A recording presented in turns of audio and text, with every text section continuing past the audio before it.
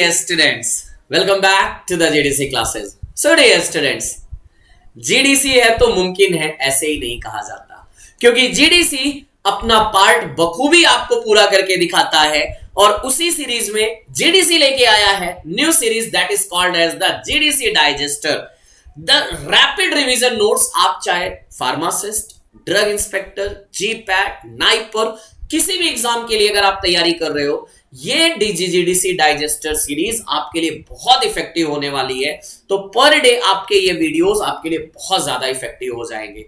आज के इस पार्ट में हम बात करने वाले हैं from the pharmacology phases of clinical trial under the general pharmacology. One of the most important topic है जहां से हर एग्जाम में आपको क्वेश्चन मिले हैं। तो अगर आपके अंदर वो लालच है, वो ड्रीम है, वो डेडिकेशन है कि नहीं सर मुझे कोई भी एग्जाम जो मैं तैयारी कर रहा हूं क्वालिफाई करना है, तो ये डाइजेस्टर सीरीज हमें छोड़ना नहीं है। So how is the Josh, my dear students? So let's start. Clinical trial.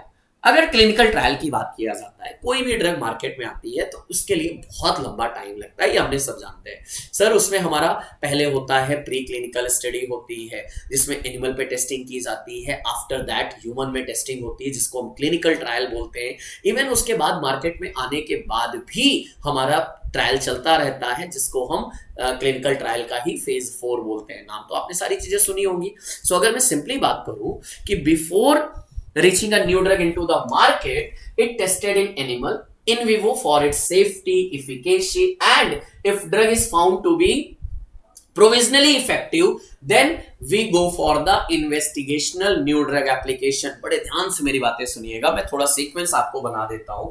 सबसे पहले हम क्या करते हैं, हमें जब कोई new drug or we can say the new molecule we found, then firstly we perform the test on the animal। हम सबसे पहले जाएंगे टेस्टिंग के लिए एनिमल पे, और जब एनिमल पे टेस्टिंग के लिए जाएंगे तो हमें अप्रूवल लेना होगा। कहां से लिया जाएगा?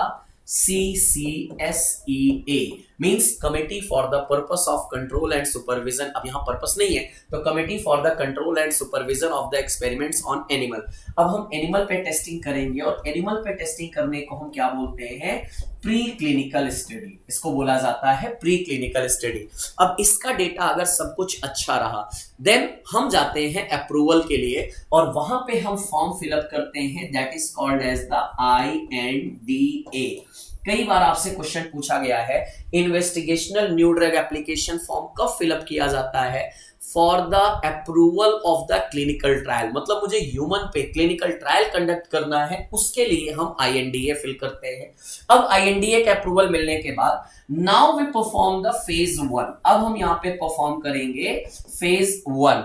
इवन अभी रिसेंटली फेज 0 का भी इंट्रोडक्शन हो गया है, लेकिन ऑफिशियली इसको कंसीडर नहीं किया जाता है। अगर आपसे पूछा जाए how many phases are there in the clinical trial, आपको नाम 4 ही देना है, फेज 1, फेज 2, फेज 3, फेज 4, क्योंकि फेज 0 जो माइक्रोडोजिंग स्टडी है that's not a proper established phase, so इसलिए 4 ही कंसीडर करेंगे।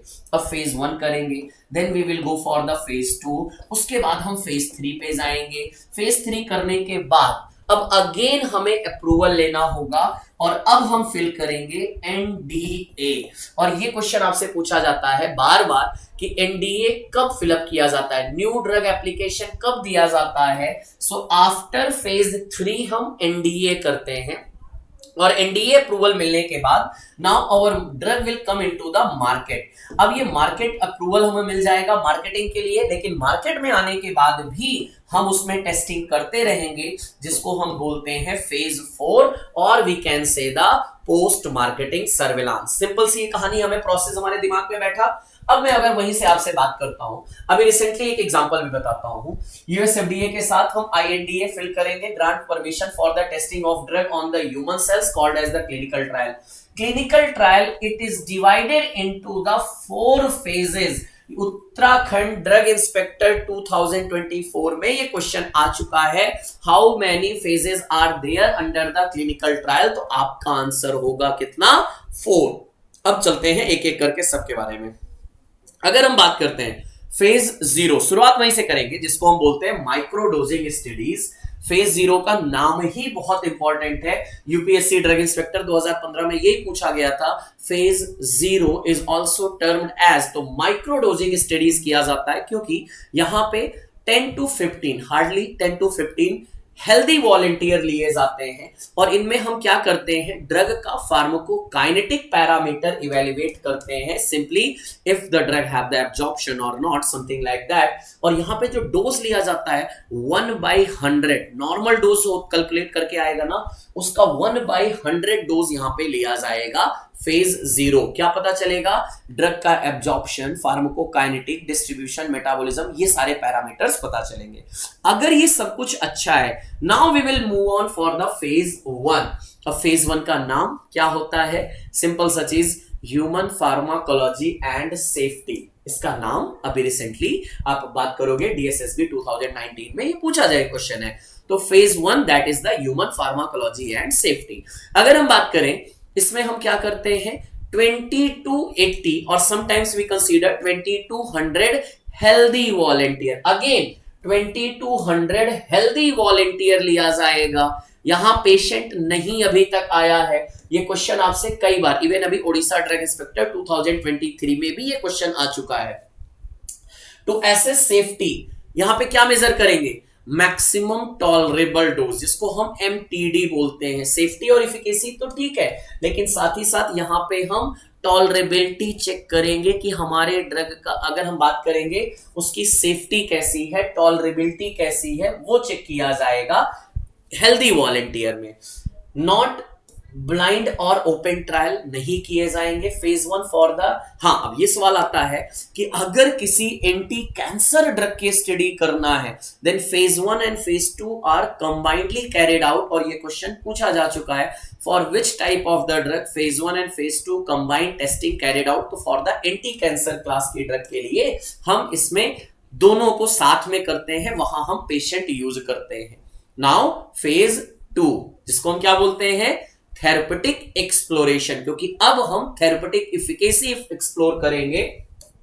So therapeutic exploration and dose ranging, कितना तक डोज दिया जा सकता है, 100 to 500 patient, and these all patient from the homogeneous population से लिया जाएगा। ये अगेन ये क्वेश्चन आपका यूकेडीआई का क्वेश्चन है। तो ऐसे safety and efficacy and dose ranging, dose range यहां पे चेक करेंगे कि हमारा मींस सपोज 100 mg, जैसे आप पैरासिटामोल खाते हो ना, 325 mg भी खाते हो, 500 mg भी खाते हो, 650 mg भी खाते हो, वो डोज रेंजिंग की बात है। Single and double blind or open trial यहां पे किए जाते हैं। नाउ द, अगर यहां सब कुछ अच्छा गया, the phase 3 that is called as the therapeutic confirmation और थेरेपेटिक कंपैरिजन कहा जाएगा। थेरेपेटिक कंफर्मेशन और थेरेपेटिक कंपैरिजन, नाम देखिएगा कितनी बार ये एग्जाम में पूछा गया है। यहां पे क्या लेते हैं, 500 to 3000 पेशेंट लेते हैं, and these patient can be from the multi-centric region, that is heterogeneous population, और यहाँ पे safety, tolerability and efficacy on the wider scale on the large population पे conduct किया जाएगा।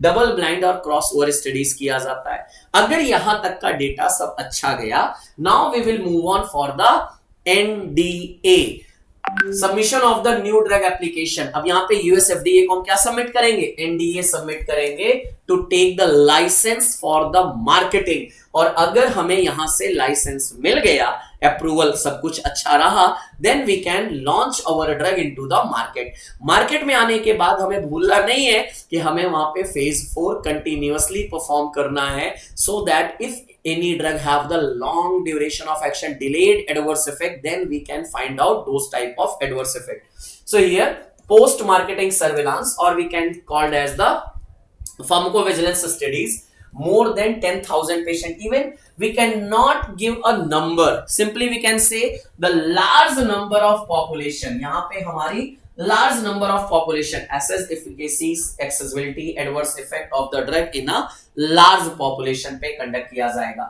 In this phase ethical clearance is not required। ये बार बार आपसे पूछा जाता है कि under the clinical trial which phase do not need the ethical clearance। देखो ये हम सब लैब में परफॉर्म कर रहे हैं, तो यहाँ पे हमें ethical clearance चाहिए, लेकिन फेज 4 में हमें ethical clearance की जरूरत नहीं होती है। इस पॉइंट को जरूर नोट करिएगा। आई होप ये ओवरव्यू आप तक पहुंचा, बड़े काम का है, बार बार कहूंगा, देख लो, स्क्रीनशॉट ले लो, पढ़ लो, क्योंकि क्वेश्चन आएगा, यहीं से आएगा।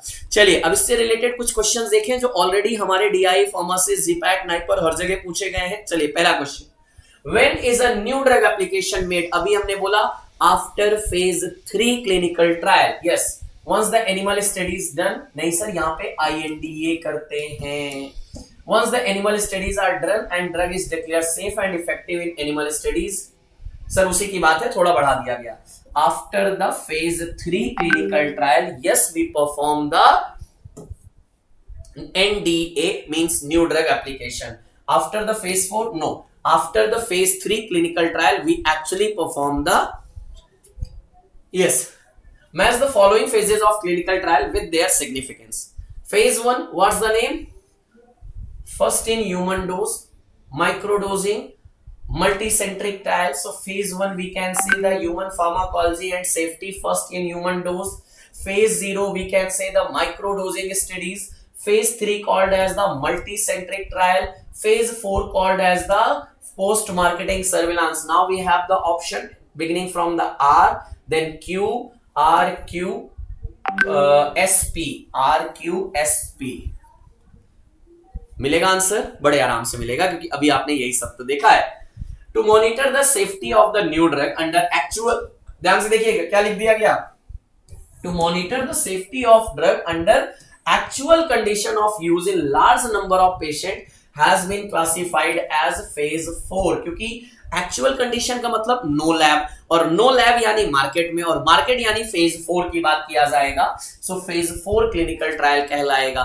ये छोटे छोटे वर्ड हैं, बड़े काम के हैं। Identify phase of clinical trial having following features. Okay, trial is conducted on about 3000 patient, यानी हमारा फेज 3 की बात चल रही है। Purpose of trial is therapeutic confirmation. Yes, we can say therapeutic confirmation or therapeutic comparison. Safety and tolerability rated on the wider scale, एकदम सही है। Completion of trial is followed by the new drug application. हाँ जी, ये complete होने के बाद हम NDA यानी न्यू ड्रग एप्लीकेशन के लिए जाएंगे। यहाँ पे हमारा करेक्ट आंसर ए आ जाएगा, बिल्कुल फेज 3 की बात किया जाएगा। The number of subjects required in phase 1 clinical trial. Phase 1 2200. Yes, 2200 healthy volunteer needed for the phase 1. Phase 0 study means in vitro phase 1 clinical trial, first in human microdosing studies. Yes, microdosing studies is correct because here we take the 10 to 15%, 10 से 15 लोग ही तो ले रहे हैं, और target क्या है, pharmacokinetic parameters को इवेल्युएट करना। In which of the following phases of clinical trial healthy normal human volunteer participate? Healthy normal human volunteer कहां पे, फेज 0 और फेज 1। फेज 0 ऑप्शन में है नहीं, तो फेज 1 लगा दीजिए, सीधे आंसर आपको मिल जाएगा। Following are the phases of clinical trial, human pharmacology. अच्छा, सीक्वेंस आपको बताना है। सीक्वेंस में क्या कहा जा रहा है, human pharmacology, that it means human pharmacology and safety, ये हमारा फेज 1 हो जाएगा। Therapeutic confirmation, that is phase 3। Post marketing trial phase 4। Therapeutic exploration phase 2। क्या लगाओगे, 1 means PSQR, PSQR, D answer आपका बन जाएगा, सीधे करेक्ट आ जाएगा। Next, Geriatric population should be included in the following phases of clinical trial. अब यहां पे देखो बहुत बार कंफ्यूजन होता है, आज इसको जरा क्लियर कर लेते हैं।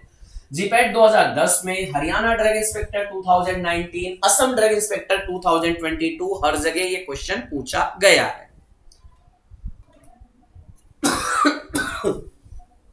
क्या चल रहा है, Geriatric population should be included in the following phases of clinical trial.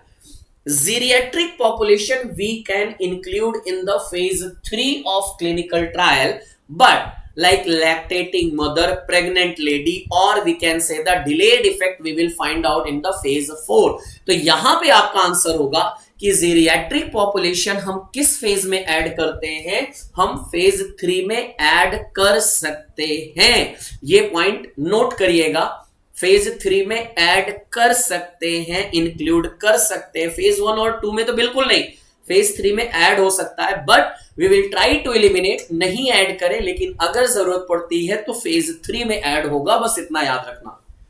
Phase 1 clinical trial, phase 1 clinical studies of a drug under development is generally carried out at least 10,000 phase 1, medium size group 500 to 1000, small group 20 to 100, healthy male and female volunteer। yes, हमारा यही होगा, phase 1 की बात है। Therapeutic confirmation is done in, कहां पे किया जाता है? थेरेपेटिक कंफर्मेशन और थेरेपेटिक कंपैरिजन फेज 3 की बात करेंगे। The fourth phase of clinical trial is conducted, यूकेडीआई की बात है। Fourth phase of clinical trial after determination of LD50, after tested on volunteer, after tested on patient और after marketing of the drug. Obviously market में आने के बाद ही तो करेंगे, तभी तो पोस्ट मार्केटिंग सर्विलांस बोला जाता है। Clinical trial for new drug are conducted in, clinical trial for new drug are, अब यहां पे 5 लिखा है लेकिन आप कंफ्यूज मत होइएगा, क्योंकि हमने बोला फेज 0 ऑफिशियल नहीं है, ऑफिशियल हमारा फेज 1 2 3 4 यही है। In phase 2 of clinical trial approximate number of patient are taken, phase 2 में कितने लिए जाएंगे? 100 to 500, 100 to 500। अब 500 नहीं दिख रहा है तो मैं 400 पे चल दूंगा, क्योंकि ऐसे क्वेश्चन आए तो कंफ्यूज मत होइएगा, ऐसे हम रिलेटिव नंबर पे चलेंगे। Which one of the following statement regarding phase 2 clinical trial is correct? Phase 2. Phase 2 studies are called the pivotal trial. Phase 2 study is primarily done to determine the toxicology and pharmacokinetic of tested drug. Phase 2 study is the first controlled clinical trial done to determine efficacy and safety in patient. Phase 2 study begin with the submission of new drug approval. पहले तो इसको काट दीजिए, आपसे पहला क्या पूछा गया है? पाइवटल ट्रायल बोला जाता है? नहीं सर, ये हमारा क्या होता है? सेफ्टी एंड एफिकेसी दोनों को हम एक्सप्लोर करते हैं, इसीलिए तो थेरेपेटिक एक्सप्लोरेशन बोला जाता है। Dash of clinical trial involve first time human trial in a small number of patient, small number of patient, first time human volunteer, human trial की बात करोगे, बड़ी सा आइडिया है, सिंपल फेज 1 की बात। Phase 4 of clinical trial is performed, phase 4 अभी हमने बात किया था, कब किया जाता है? After drug approval. कब किया जाता है? After drug approval, during pharmacokinetic study, during pharmacological screening, नहीं, after drug approval, drug approve होने के बाद, मार्केट में आने के बाद तभी तो करेंगे। Microdosing studies are done before the start of which one of the following phase of clinical trial? Sir phase 1 के पहले ही हम करते हैं क्या? माइक्रोडोजिंग स्टडीज करते हैं, जिसको हम फेज 0 के नाम से जानते हैं। In the different phase of clinical trial the therapeutic confirmatory trial is the phase 3, third phase को हम क्या बोलते हैं? Yes, that is called as the therapeutic confirmatory phase. The following are the phases of clinical trial. Same question देखिए, same to same GPAT का question DI में repeat करके रखा गया था। Pharmacology and safety phase 1, therapeutic confirmation phase 3, post marketing surveillance phase 4, therapeutic exploration phase 3 और PSQR अभी हमने निकाला था, देख लीजिएगा, सेम टू सेम क्वेश्चन। इसीलिए कहा जाता है कि डायरेक्ट आए ना आए, लेकिन मैचिंग क्वेश्चन बहुत रहते हैं। Phase 4 clinical trial are also called as the post marketing surveillance कहा जाता है। अभी देखिए DSSB के according to the food and drug administration in which phase of clinical trial cancer research are trial done on the limited number of patient to find out which type of cancer are the treatment work। तो sir हमने यहाँ पे बात किया कि cancer के case में हम फेज 1 और फेज 2 कंबाइंड करते हैं, तो मेनली हमारा यहाँ पे फेज 1 आ जाएगा। In which of the following phases of clinical trial of drug ethical clearance is not required? So for the phase 4 ethical clearance is not required। एक टॉपिक है क्लिनिकल ट्रायल, लेकिन आपने उससे कितने क्वेश्चन देखे, चाहे drug inspector, pharmacist, GPAT, NIPER, हर जगह से आया। सो ये टॉपिक क्लियर होना मस्ट है, क्योंकि आपको बहुत जल्द इससे क्वेश्चन आपके फाइनल एग्जाम में भी देखने को मिल सकता है। सो कैसा लगा आपको ये डाइजेस्टर सीरीज फार्माकोलॉजी के अंतर्गत? जरूर अपना रिव्यू दीजिएगा और ऐसे ही वीडियोस के लिए लगातार जुड़े रहिए GDC क्लासेस यूट्यूब चैनल के साथ, क्योंकि आपके लिए बहुत सारे सरप्राइजेस इस चैनल पे लगातार बाकी हैं।